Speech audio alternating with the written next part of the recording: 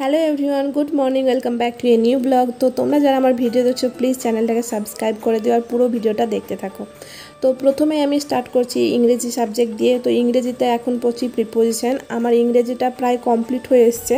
এখানে প্রিপোজিশন আর কনজাংশন দুটো চ্যাপ্টার পড়ার আছে আর সেখান থেকে কোয়েশ্চেন করার আছে। তো এখন আমি এই রুলসগুলো পড়ে নিই, তারপর এখান থেকে আমি কোয়েশ্চেন করে নেব।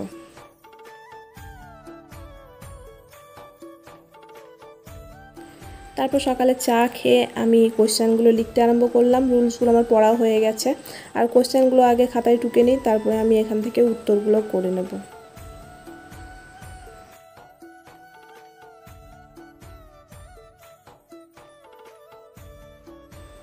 আর এর মধ্যে আমার প্রচণ্ড খিদে পেয়ে গেছে, তো মা বানিয়েছিল ছাতুর পরোটা, সেটাই খেলাম ব্রেকফাস্টে।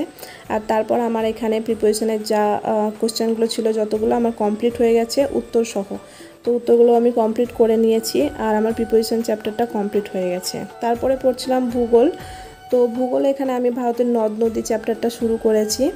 আর আমি এখান থেকে একটা ইউটিউবের ক্লাস করব, যেটা হচ্ছে learning geography with reshmi ma'am. এই চ্যানেলটা আমি ফলো করছি কারণ পুরো ডিটেলসে এখানে আলোচনা করা আছে। তো আমার চ্যানেলটা ভালো লাগছে ক্লাস করতে, তো আমি সেখান থেকেই করব। আর তারপরে একটা ইংরেজি কিউবয়েড অ্যান্ড কিউব থেকে আমি একটা মৃন্ময় স্যারের ভিডিও দেখেছি, বেশ ভালো ছিল ক্লাসটা।